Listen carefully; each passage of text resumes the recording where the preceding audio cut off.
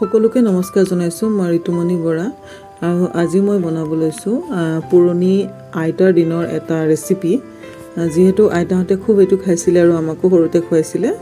গতিকে মই আজি বনাব লৈছো এক জালি কোমোৰাৰ লগত মাছৰ পনীৰ এটা ৰেচিপি বনাম আৰু তাৰ কাৰণে লাগিব আমাক নেমু টেঙা পিয়াজ আটাইবোৰ বস্তু যোগাৰ কৰি লোৱাৰ পিছত মই এখন কেৰাহী জুইত উঠাই দিছো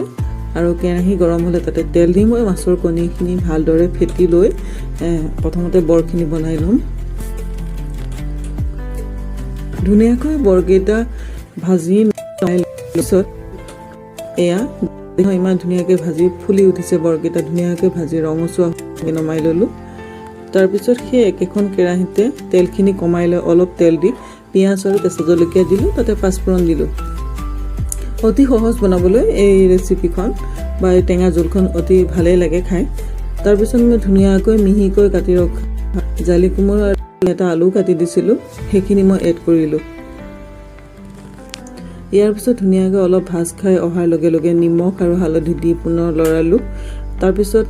অলপমান পানী দি মই সিজিবলৈ ঢাকি দিলো উতলা গৰম পানী এড কৰি প্ৰায় 15 মিনিট মান সময় মই ধুনীয়াকৈ উতলি দিলো আৰু সিজি মই এটা নেমু চেপি অতি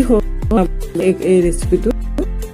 এই সময়ও নালাগে আৰু পেটত অতি উপকাৰী টেঙাও হয় অলপ যেতিয়া তৰকাৰী তেতিয়া মই এয়া মাছৰ বৰাকেইটা দি বৰাকেইটা এড কৰি মই 5 মিনিট উতলি টেঙা ধুনীয়াকৈ বৰৰ ভিতৰত গ'লে এয়া হৈ গ'ল আৰু সাজু কৰিলো থালিখনত অন্যান্য বহুতো আছিলে কিন্তু এইটোৱে আছিলে মোৰ স্পেচিয়েল গতিকে চাই থকাৰ কাৰণে অশেষ ধন্যবাদ